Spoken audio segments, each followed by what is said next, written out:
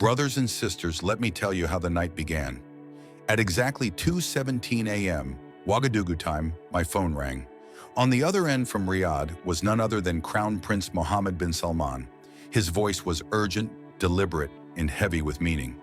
"Captain Traore," he said, "what Burkina Faso did during the Qatar crisis has changed the way we see the world. Africa and Asia must no longer walk separate paths. We must stand as one."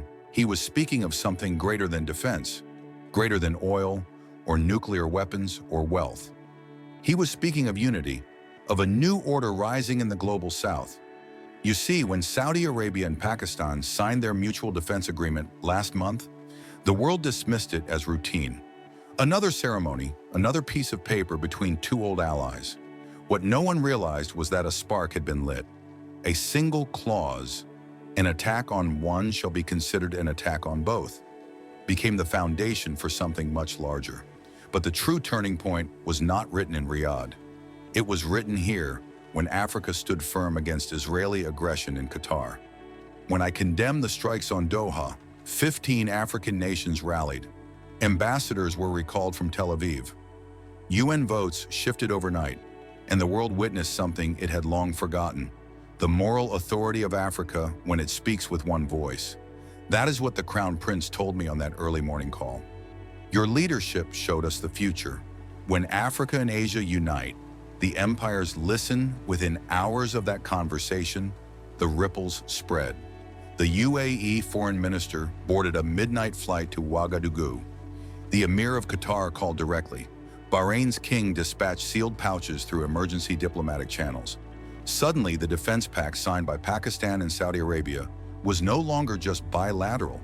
It was becoming a continental framework, stretching from the Arabian desert to the African savanna. Let me reveal what really happened behind closed doors.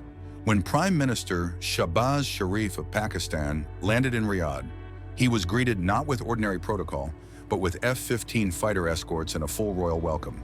The world thought it was pageantry, but what was signed was a blueprint to rearrange global alliances. And then the revelation came.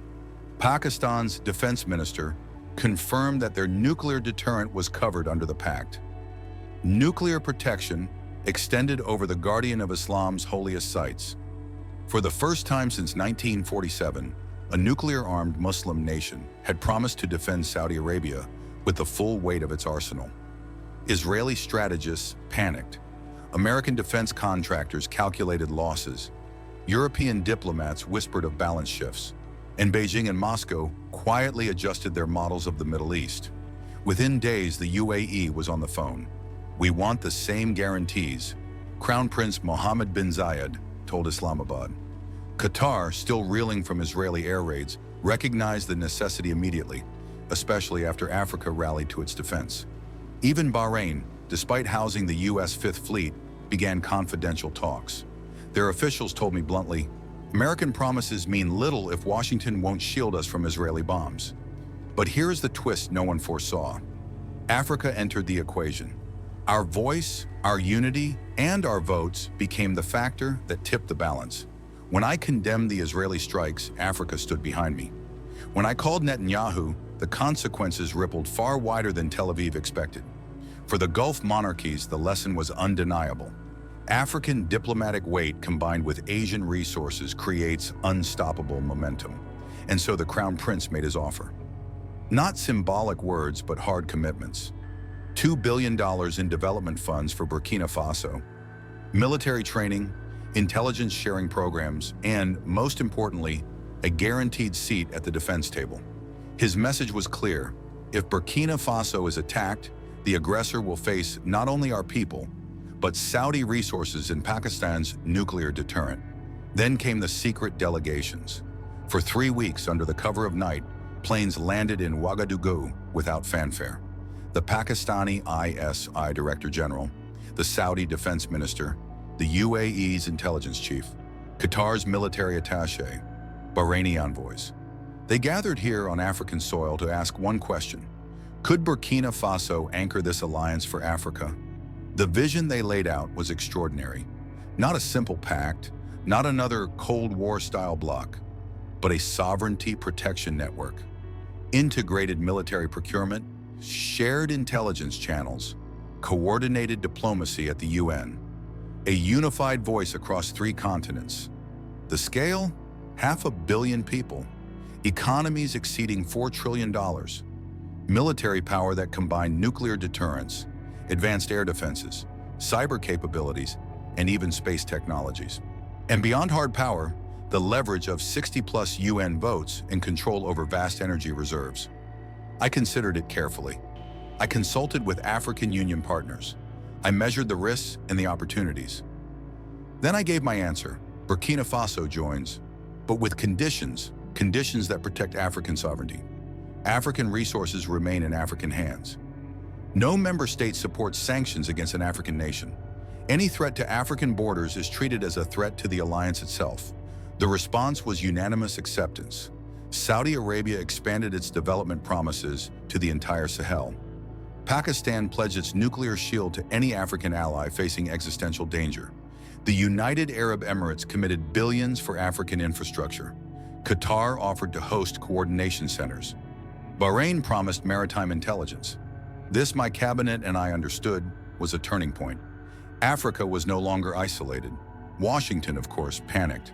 Within a day, American satellites tracked the private jets shuttling between capitals. CIA analysts filed reports. Pentagon officials placed frantic calls. The U.S. ambassador in Ouagadougou demanded urgent meetings. This destabilizes regional security, he warned. I replied, American silence during Israeli aggression destabilized the region. We are restoring stability. For Washington, the fear was not chaos. It was order, but an order outside their control. For 75 years, they shaped the world through Nato, bilateral treaties, and economic coercion. Now, for the first time, a nuclear-armed Asian state, wealthy Gulf monarchies, and Africa's revolutionary front were building something independent, something parallel. Israel understood immediately. Mossad intercepted whispers of our talks and rushed into emergency mode. Netanyahu convened crisis sessions. Their defense minister called Washington, "This changes everything." They recognized the danger, a nuclear Pakistan backing Saudi Arabia, Gulf resources fueling African resistance, African votes strengthening Palestinian rights. To them, it was the nightmare scenario. Muslim nations, united, coordinated, and shielded by nuclear power. But by the time Israel grasped the scale, the pact was operational. Yesterday morning at 10 a.m., Ouagadougou time, before cameras and flags of 6 nations, I declared it official. The Asian African Defense Alliance, Saudi Arabia, Pakistan, UAE, Qatar, Bahrain, Burkina Faso. One pledge, an attack on any is an attack on all. Our statement was clear.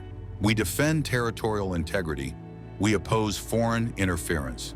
We protect natural resources. We uphold international law. But the deeper message was sharper. The global South would never again stand alone before imperial powers. The world responded instantly. Beijing congratulated us. Moscow offered partnership. Tehran praised Muslim unity. Ankara requested observer status. In Africa, 30 capitals sent their support. The Arab League applauded. The Organization of Islamic Cooperation hailed it as historic. On social media, ordinary people in dozens of languages celebrated. Youth across Africa and Asia spoke with pride. Finally, we built our own shield. And this is not the end. Already, Indonesia has requested consultations. Malaysia wants observer status. Bangladesh inquires about defense cooperation. Nigeria asks about West African expansion. Turkey proposes partnership agreements. Iran seeks coordination. Egypt wants North African inclusion. Within a few years, this alliance could represent 2 billion people, 4 continents, the majority of the world's energy, and a decisive voice in international law. Let the message be heard. The age of Western-designed alliances is closing. The global South is designing its own system, one rooted in mutual respect, shared sovereignty, and collective defense. To America, hear this. Your hegemony ends when we unite. Your threats mean nothing under a nuclear shield. To Europe, your colonial reflexes find no home here. African resources belong to Africans, defended by Asian allies. To Israel, aggression against any of us will trigger all of us. Palestine is not alone. To China and Russia, we welcome cooperation, but we remain independent. We are not pawns in another Cold War.